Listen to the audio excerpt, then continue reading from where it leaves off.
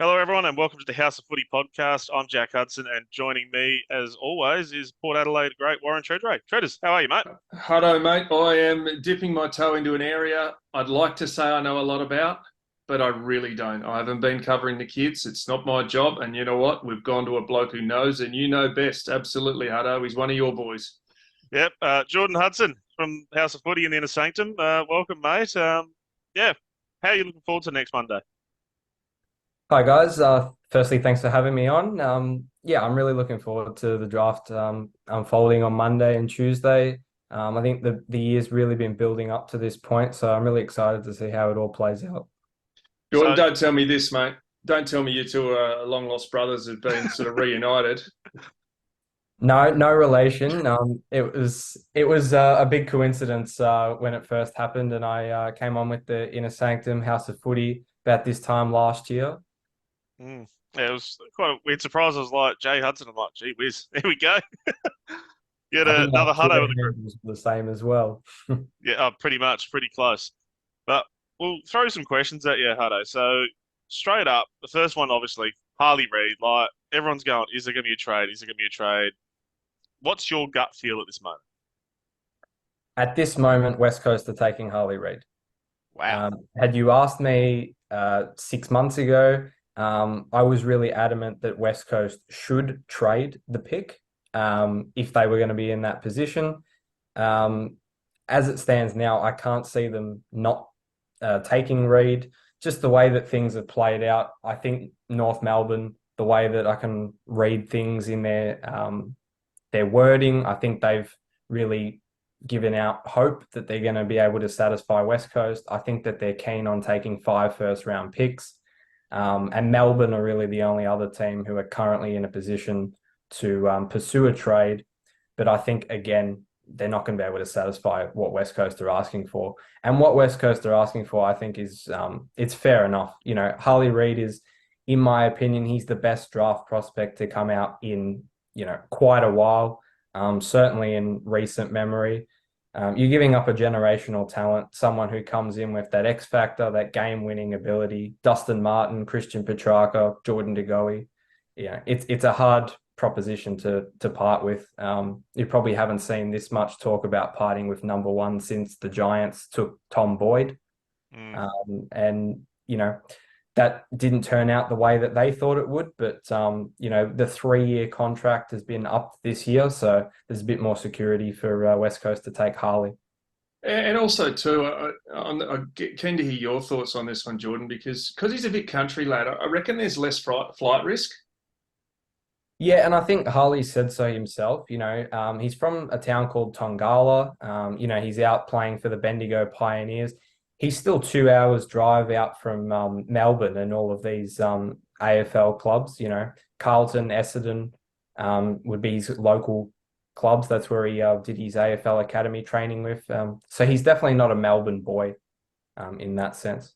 Do you put any weight into the case of where West Coast's at? We know Don Pike comes in as CEO, Trevor Nisbet leaves, lots of pressure on their coach this year, Adam Simpson, albeit being a premiership coach, list transformation. Do you think they need a number one player sell as well to go with it for their fans? Yeah, I think that will certainly help. You have the on-field aspect, you have the off-field aspect. I think the number one pick was huge for Essendon in particular in 2016. They just come off obviously a different period, but the number one pick, having that was just huge for fans to look forward to throughout the year. And I think there's resemblance in that with West Coast coming out this year. And all right, you don't think he's going to get West Coast will take him at one, but if there's an offer to turn their head, what would it need to be? 3 first-rounders and 2 inside the first 5, or 3 inside the first 5 picks? Or what do you think would really turn their head to go, hey, hang on, we need to look at this? Yeah, I mean, it's sort of hard to quantify now because the player trade period is closed. So it's a bit harder for teams to move around. They're also limited in the fact that they can only trade either one of their future first or future second round picks. So their hand becomes smaller. If they've already parted ways with a future third round pick in a smaller deal, they're not actually allowed to trade their first round pick. So Yeah, I think, as I said before, North Melbourne, Melbourne being the clubs at the top of the list. West Coast have asked for picks 2 and 3 off the Roos. That's a huge price to pay. I think it would be worth it for the right club. But it's going to be up to North Melbourne in the end of the day. May go to the opposite end of the spectrum with probably a club who's going to be very busy too. Well, our club, Treaders, uh, they're going to be pretty just not doing much the first night, Port Adelaide, I'd say. Yeah, I think with Port Adelaide, they've just got the one selection at the moment. That'll come into early 50s by the time all the bids and the passing happens.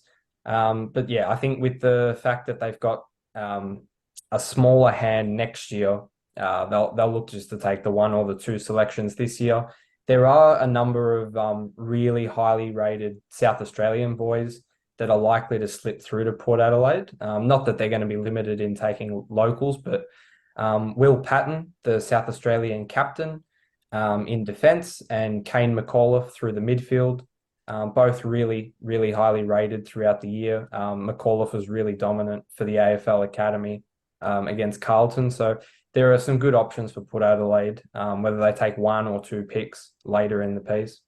Yeah. And also, too, on that one, Jordan, I guess Port's pick 73, I know we're looking at that. That's a mile out. That'd probably come in 10 or 15 picks, won't it, at least, when you look at we haven't got to it yet, but there's a lot of potential to match next generation academy picks, which will sweep up 3 or 4 picks potentially for some guys if they're that highly sought after. Yeah, as I said, I think that pick will come into early 50s. I think I had Port Adelaide taking pick 54 in my Phantom draft. So with the bids coming in and the picks getting consumed, I think that'll come up to about mid-50s. We just had to ask about Port Adelaide because obviously with us two here, but you had in your Phantom draft Jed Walter being matched on at pick 2. That's a pretty big gamble by North Melbourne, would it not be? Yeah, I mean, a lot of people were talking about Jed Walter throughout the year as a player who's going to rival Harley Reid for the podium, the #1 spot. In my opinion, Harley Reid, as I said before, Harley Reid is still one of the best players we've seen for a long time, and he's by far, in his own right, the #1 player in this year's pool. Jed Walter's not #2. There's a bit of a gap between him and the next 3 or 4 players, but North Melbourne bid on Will Ashcroft with the 2nd pick last year, and then went in with 3 and 4. I think they'll do the same thing this year. They need a key forward. They know Gold Coast is 99% of a chance to match the pick, so they're not really going to lose anything by just taking a gamble there. So I think that'll come through from North Melbourne. And you look at the Suns, and you touched on them taking that. They've got 4 genuine chances for academy picks, and what have they got? 6 picks between 24 and 38. I mean, some of those are likely to come in as well. So Damien Hardwick certainly hit the jackpot, hasn't he? In terms of top grade talent, really just there to be claimed for nothing. He certainly has. I think this is what he was referring to as his unwrapped Christmas presents, and the remaining 20% of or a large chunk of that 20% of Gold Coast's first premiership side. Zane Dersma is an interesting one. So, is there any chance he can get Essendon and play alongside his brother? Not unless the Bombers get up. No, there's certainly no chance that he's going to slide to Essendon should they stay put with their current pick. I think he'll definitely end up. He'll either be at North Melbourne or Hawthorn with the way that the current order stands. Yeah, so is he the next best, probably the second best midfielder in the game, do you think? Zane Dersma, I think, is a really good dynamic third forward. He's had flashes of play through the midfield this year, but I think clubs see him as a tall-ish third forward. He stands at about 190 centimeters. He will be able to play some game time through the middle, but no, I'd say Colby McKercher is the best midfielder on the board outside Harley Reid, if you want to classify him as a midfielder. And he could very well join Dersma at North. So you're pretty much picking that you think, from what you see, that Dersma could go 3, and as you say there, Colby McKercher goes at 4 to North Melbourne. So that locks away 2 of their top end talent, but potentially they'd have to give up if they did the Reed deal. That's what you're saying? Yeah, I think those two would be at the top of the list for North Melbourne if they, they decided to stay put. So, it's a big price to pay. Obviously, upgrading from McKercher to Reed, you'd probably give them a tick there, but, you'd be giving up Zane Dersma in the process. So with their list profile, I can't really see them wanting to give up both. The Hawks are an interesting one, aren't they? The second half of the year, people are saying, Sam Mitchell's probably one of the most improved coaches, and the players are playing for him. In the off-season, Kaczynski goes, "Hey, I'm out. I'm going to Richmond." All of a sudden, you think pick 5, Nick Watson, who is, what's he? A forward, a smaller forward, is probably what they're looking at. Yeah, well, I think Nick Watson and Jack Ginnivan would be, it'd be a very exciting combination for the Hawks up forward, bringing him in. Hawthorn were really busy at the end of the trade period. They made 5 trades on the last day of trade period. They wanted to be aggressive. You saw the rise at the end of the season, as you touched on. I think Hawthorn are going to be in a good spot moving forward. Watson did train with them as part of AFL Academy placement, so they are familiar with him out of the Eastern Ranges, and they've got a close relationship there. Zane Dersma's at the top of the list for the Hawks if he gets through, so that'll be a really close watch.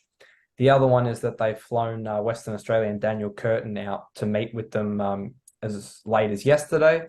And also they've also got some late interest in Connor O'Sullivan. So a bit on the plate for the Hawks, but I think at the end of the day it'll come down to one of Dersma or Watson.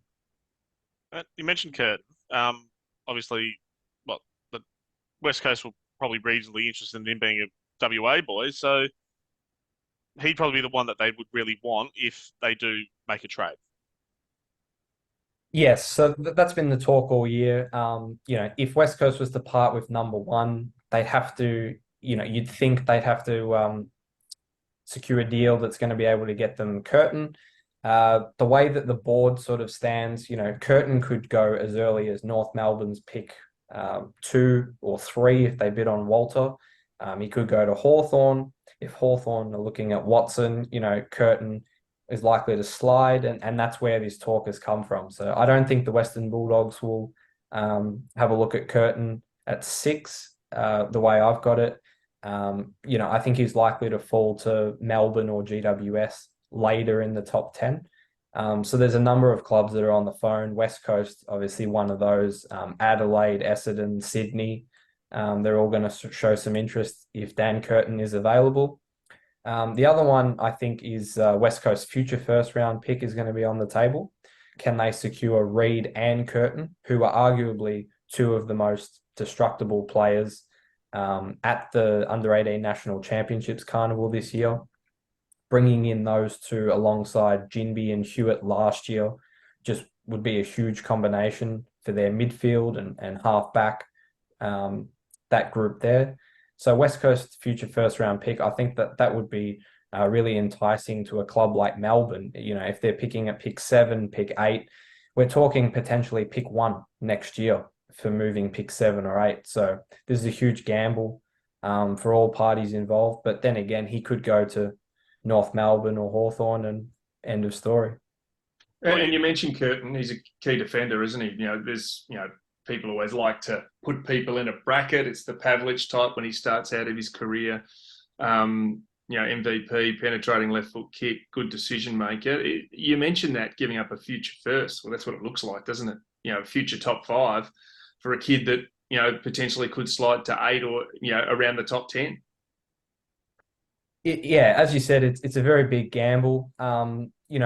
Something else that West Coast, I think, is going to take into account is that particularly next year, there is unfortunately a bit of a decline in talent, top-end talent coming out of Western Australia. This year they've got a handful of really, really talented guys, Dan Curtin, Riley Hardiman, Colton Tholstrup, Lance Collard. These guys could all go on the first night. Jed Walters also got ties to Western Australia, so they've got a really, really good crop.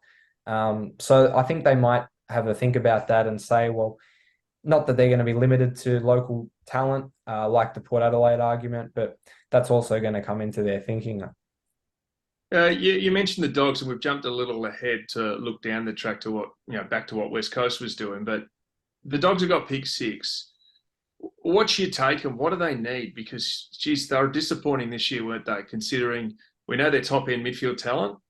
They've tried to shore up the key posts with, some of their, lob in the past, picks like that to get them in and to shore up their defence as well. Where do you think they sit and what do they really need? Because we know off the field, it's been recently announced that they're doing a footy department review. Coaches have been contracts not renewed, new coaches coming in. They're really sort of turning it upside down for Luke Beveridge to get the best success he can get. Yeah, I think the Western Bulldogs are obviously they're going to be really invested in Luke Beveridge and as you said, the top line midfield. You've got Marcus Bontempelli in there, you've got Tom Liberatore. What can we do to build around those guys? And Jamari Uwhagan, Aaron Norton. This is who they see in their future. They've done really well to get up and get Gold Coast prize top 5 selection to get inside a potential bid for Jordan Croft, who's going to come through as a father-son. I think their eyes are on Nick Watson. I think he'd be at the top of their list. Again, put him in with Cody Waitman. It's the same sort of dynamic as you're going to get with a Jack Ginnivan at Hawthorn. So yeah, Nick Watson is just going to be really enticing for clubs at the top end. That depends on where Curtin goes, really. Is Watson going to be available for the Bulldogs? I think the other option for them is Riley Sanders, just to come in and be a bit more of a contested and clearance midfielder for them. He's really sort of a Josh Dunkley replacement that they were sort of lacking throughout times in the year. Obviously, Tom Liberatore has done a fantastic job, but I think adding another top line midfielder to that mix could also be another option. Well, the Giants as well obviously had a great year. Key defensive stocks thereafter, by the looks of it. I don't think it's necessarily something that sticks out as something that they would want to address. Harry Himmelberg has just been signed long term. I think they see a future for him down there. Sam Taylor, one of the best intercepting markers in the game. I think Jack Buckley just had a really good season down there for them as well.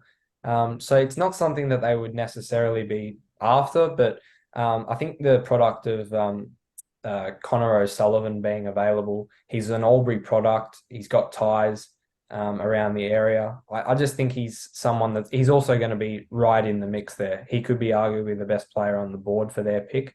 So I just think it ticks all the boxes for the Giants, and I think it would be a pretty easy call.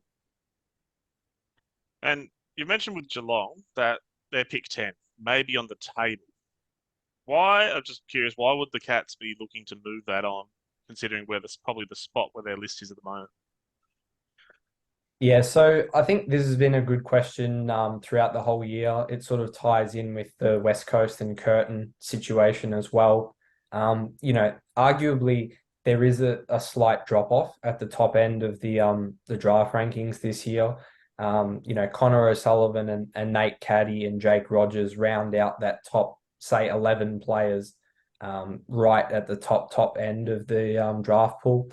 So Geelong and Essendon really are sort of in that mix where it's going to transition from tier A to tier B, if you want to put it like that. So I think the Cats, they were willing to take calls throughout the trade period. I think they're still willing to take calls, just depending on who's available. I think if Riley Sanders got through to Geelong, they'd have a real good look at him. Same with Dan Curtin. Nate Caddy as well would be in the mix for the Cats. But yeah, depending on who's there, I think a number of clubs are willing to move up. Adelaide have got 3 picks between 10 and 20. So do North Melbourne. The Swans are keen to get up, possibly for Connor O'Sullivan as well. So you're going to be able to score yourself an additional first round pick to move back 3 or 4 spots if you're a Geelong or an Essendon. Yeah, you touched on Adelaide just then, and we know that 2024 Tyler Welsh, son of Scott Welsh, former Bulldog, North Melbourne Crows star, he's a father-son next year, has nominated that he'll actually play Sandful games and align to Adelaide in the Sandful. much of their thinking on, we know that there is thoughts for 2024, but draft, but how much do you think that will affect what they do this year? Yeah, I think firstly with Tyler Welsh, he's going to be a really, really top end prospect next year. I think, he really tore it up in the under-18 national championships, burst onto the scene in one of his early games against Vic Country, and really started making headlines there. As you said, he's going to play with the Crows sample side next year, and I'm sure they'd match a bid for him. He's going to make a really good dynamic with Riley Thilthorpe and Darcy Fogarty up the top end for Adelaide. So I think that probably just entices them to look elsewhere through the draft. They're going to have their key forward stocks set. With the Crows, as I said, they're going to have 3 first-round picks and then probably one right towards the back end. With those 3 picks, I think it's going to be a case of best available talent versus needs. The Crows are someone who could look at midfield star power or speed or size. I think they've got a few holes in there. They were one of the clubs that were linked to Clayton Oliver if he was going to be potentially on the move. So I think, Darcy Wilson, Caleb Windsor, Harry DiMartia, these types of players are all going to be in the mix for the Crows. Taylor Goad is a really interesting player coming out of South Australia, but the Crows do need a ruckman. I thought they might have some interest in Harry Barnett last year, so he might tick the box for them this year. And then, the other area of the ground down back, I think James Leake is someone from Tasmania who can really slot in for Adelaide. You mentioned the Crows and you talk about James Leake. You think he could potentially find his way to the Crows with pick 13. Justin Reid and Hamish Ogilvie, list manager and recruiting manager, were really the pests early days. And when I say that, I mean they were the ones to hold the Generation Academy talent to draft order. Do you think they'll have a role to play in that? Because as we've seen many times, some clubs don't really want to get involved with offering bids knowing the fact that they're not going to do them. But Adelaide has never been shy of holding other teams to account, to generally getting their value for the father-sons and making them pay the maximum price. Yeah, I think you're right. And I think, as I've touched on in a few of my pieces this year, I think Adelaide is certainly right in the mix to make one, if not more, bids at the national draft. I think they're really good chance to make a play for Jake Rogers of the Gold Coast Suns with their first pick. As you said, with those boys from the Crows, clubs generally tend to keep each other honest throughout this period. So, playing with the Isaac Rankin deal last year, they might have one to owe the Suns. Sydney and Kinnear Beatson made a play for Max Michelini last year. So the Swans have got Caden Cleary coming through this year. With the Crows, I think an area of need is certainly key defensive help. The Hawks have got father-son Will McCabe, who happens to be a South Australian coming through. And at the end of the day, Hawthorn pipped Adelaide for Marby Chol in the trade period. So there's another one there. So potentially 3 or 4 that the Crows could look at on draft night to spoil a party for a few clubs. You touched on young McCabe there. Will McCabe played at Centrals, also Sacred Heart College. Dad, Luke McCabe, former Hawthorn, I think runner-up, best and fairest and life member. Is he SA's best player? I had a brief chat with Tony Bamford, who runs the Talent Academy. He said he's the best by a fair way. Is that what many are thinking in the industry? Yeah, I think from SA's perspective, that is. Yeah, I think it's certainly tending in that direction. South Australia's had it's been a bit hard to read throughout the year. Ashton Moyer came in to the season as a potential top 5 draft pick. He was in that conversation with Harley Reid and Jed Walter and Zane Dersma coming into the year. And, he had a huge bottom age season. Unfortunately, he hasn't been able to put all of that together this year. So he remains in the mix. I think a club will take a shot on him anywhere from pick 25 onwards. Jack Deline was really exciting at the national championships as a small forward. Taylor Goad, as I touched on before, And then another couple of those highly rated players in Kane McAuliffe and Will Patton were really strong at the national championships as well, and could be there towards the back end. Um, underage boy Sid Draper won their MVP this year, so he looks like a genuine top five contender for next year. I'm interested with Adelaide and the league as well. Obviously, he's a Tassie boy. Is there the risk of knowing Tassie coming into the comp in a few years that it could be another situation like they've had with Phil Davis, like they had with Nathan Bock for the Crows, that they might get a bit scared of taking the risk on a talent with a club that's about to come in? Yeah, I think that certainly played into the minds of Adelaide and every other club this year in their planning. This is potentially the best Tasmanian draft class that's ever come through, really. Colby McKercher and Riley Sanders are likely to go in the top 10. James Leake could go anywhere from 7 to 13 or 14. Ari Schoenmaker is right in that first round mix. Jack Callanan. His dad was at the Crows, and he's from Tasmania, and he should get taken as well. I think clubs might have been wary of that, and then the way that they were contracting their own current Tasmanian talent. With the way that Tasmania is going to come in to the league in 2028, they're going to enter the 2027 draft. Now, the way that the AFL contracting system for draftees would normally work, they would get their standard 2-year contract, and then most of them would roll on to a 2-year extension fairly early into their time at the club.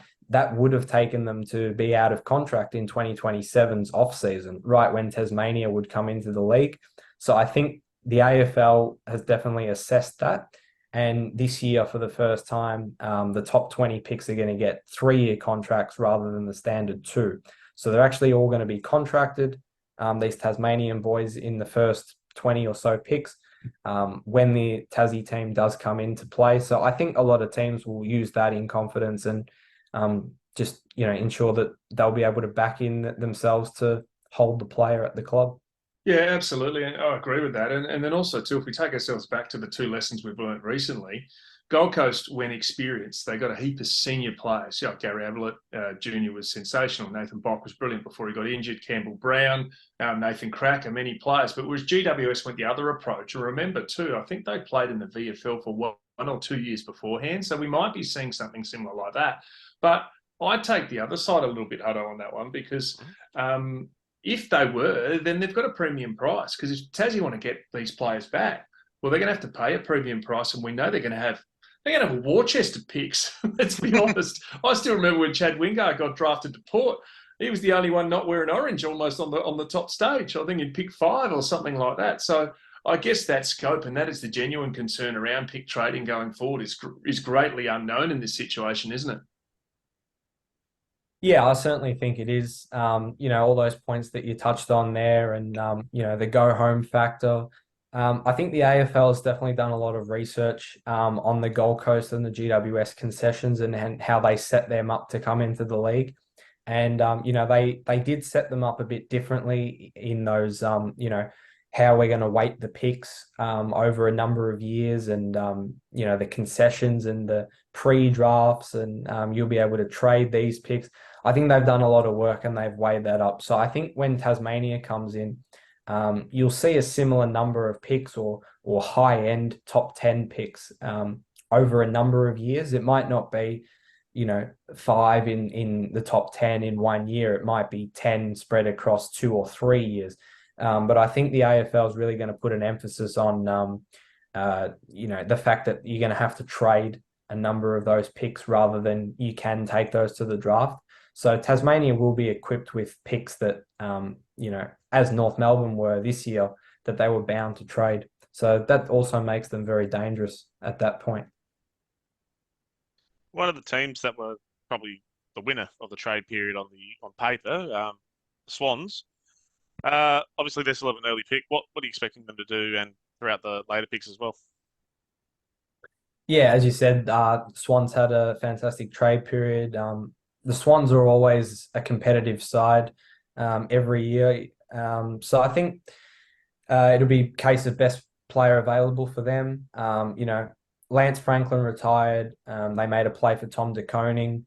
I think they'll have a look at Jordan Croft as a father-son from the Dogs, considering a potential need for a key forward. Obviously, I think Fremantle is going to be very in on Logan McDonald next year. So I think they could have a look there to just force the Dogs' hand a little bit. Riley Hardiman and Colton Tholstrup, both out of Western Australia, I think are going to be right in the mix for the Swans. They have been linked to Will Green, who's a ruckman from Victoria. Personally, I think that would be a little bit high for him to go at that point. And they've still got a few years left of Brodie Grundy before they'd be looking to move on to the next ruckman. And then another academy gem will come through for the Swans in Caden Cleary. He could have a bid anywhere from about 20 onwards, but he's going to be another real ball winner for them in the midfield group. Father-son Indy Kirk will join up with the Swans as a Category B rookie as well. Saints are an interesting one, aren't they? Obviously, the previous few years, when they knew Ross Lyon was coming in, free agency didn't really land anyone, but then they went heavily to the draft and picked up Van Ness, Houghton, Keeler, but also a superstar pick. And I love the way this kid goes about it. As Matthias Filippo with pick 31. Are we expecting them to go kids again? Yeah, I think with Stephen Silvani coming in, he's 1 year in, and Ross Lyon as well, I think they've put a real emphasis on going to the draft. I think that was really reflected in how they handled the Jade Gresham situation, where they knew that there was some interest from Essendon and Richmond, potentially Carlton as well. And I think they knew that they were going to be able to secure a pretty good pick, and they were happy to take that to the draft to sort of regenerate things a little bit. The Saints, I think, are a really hard one to read. There's going to be quite a few good players, good options on their board. Riley Hardiman and Colton Tholstrup, again, if they get past the Swans pick, the Saints are right there as well, looking at the two Western Australians. They both happen to be St Kilda supporters as well, just by a chance, and I think would fit the club. Ollie Murphy is the Victoria Metro MVP, an intercept marking defender. He's out of the Sandringham Dragons. I think he would be a really good prospect for the Saints. It doesn't sound like they're too keen on the defensive market, maybe more midfield depth. So, a Harry DiMartia could really appeal to the Saints as well. While we're on other clubs that we haven't covered too much yet, one grand finalist, one preliminary finalist, Brisbane and Carlton. What are you expecting both of those clubs to do? Carlton, they were really aggressive in trying to move up and grab Geelong's first round pick in the top 10. I'm not sure if that's still an option for them. Geelong's pick is still available, but Carlton have done well to get themselves an additional selection right at the top end. So they're going to take one at the back end of the first round and then one in the first couple on the second night. I think in one of those, they'll be looking to bolster the defense. They've got a number of options and a number of type of different players there. You've got Tu Jath, Ari Schoenmaker, Luon Nuol, Angus Hasty, Archie Roberts could slide through there. So I think there's a number of good defenders for the Blues to have a look at. Small forwards as well. Obviously they've just signed Oratio Fantasia, but I think they could be enticed if a number of, highly rated or, clubs rate these guys at various levels. But some X Factor forwards in Lance Collard, Phoenix Gothard, if they're on the board. To both the Blues and Brisbane, I think will look at those smalls. And again, with those two, I wonder if they'd be tempted by key position if, Western Australia's Mitch Edwards or Gippsland's Archer Reid were on the board for either of those two clubs. Dockers, for Dockers fans, it probably hasn't been a great couple of years in terms of shedding players, but they've got some serious talent. But their picks at the moment sort of reflect 34, 46, 60, 64, 85. You mentioned the Logan McDonald potential, to go home from Sydney, which I think is probably a bit unlikely. Sydney rarely loses players. Probably the most recent one is Dawson, but that was probably a go-home factor. McDonald could be a go-home factor, but how do they nail something that their fans will be rapt about that can have an immediate impact? Because as we say, they've shed some players, and particularly ones they didn't expect to lose.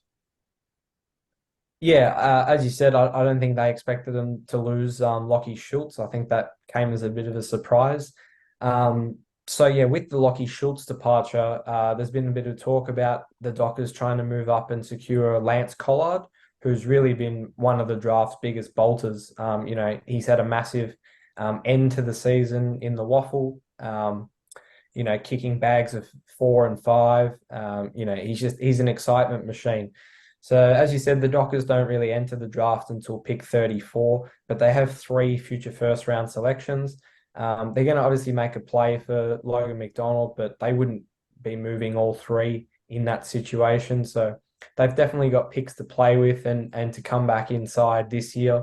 I think Gold Coast is going to be really in Fremantle and a number of club sites, but Gold Coast having 3 picks in the early 20s, which are all going to be consumed by bids. They'll all be on the market for clubs to come after because the Suns will just be able to match points with later picks that come in at the same value, and they'll be able to bank on future picks as well. So Lance Collard definitely in the sights of Fremantle. They've got Mitch Edwards, who I touched on before, a highly rated ruckman coming into the year, probably the number 1. Outside Ethan Reid coming into the season.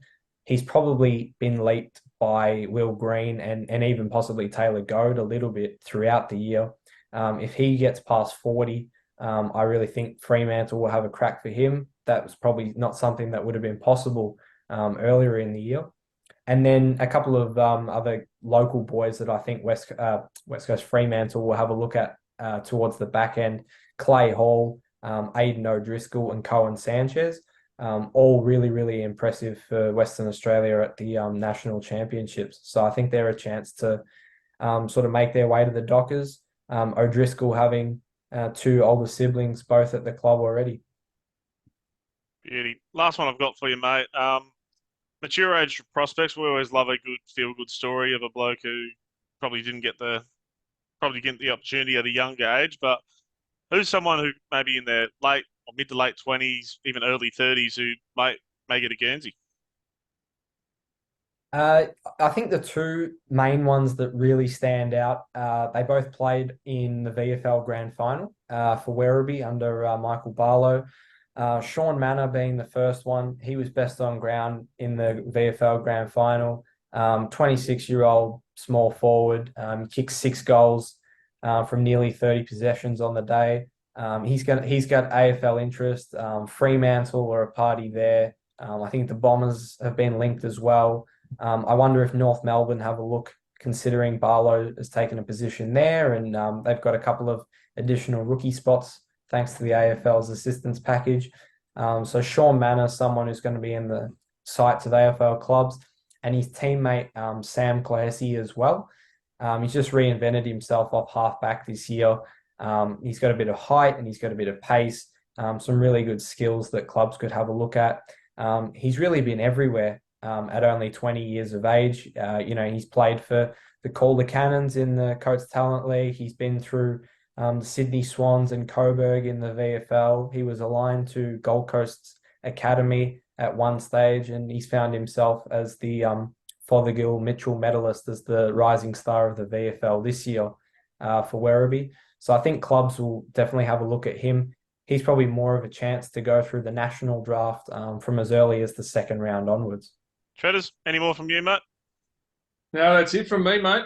He's covered it unbelievably well. And if we leave it with Michael Barlow's quotes about Manor, if you take a half forward mid from any AFL list and you put them in the VFL season, and they won't play anywhere near the amount of games that Manor has. So there you go. I think he had 28 touches and 6 goals in a losing grand final, which is phenomenal. But as you touch on briefly there with, is it Cloessy? Is that how you're saying his name? Cloessy?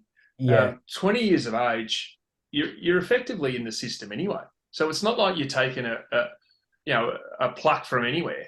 There's no doubt that there'll be a lot of teams once the first night of the draft is over, looking over their shoulder to say, hey, who's going to go hard? And if Michael Barlow, there's no doubt he'd be bashing the table at North Melbourne, going, hey, these blokes are better than some of the guys we've got here.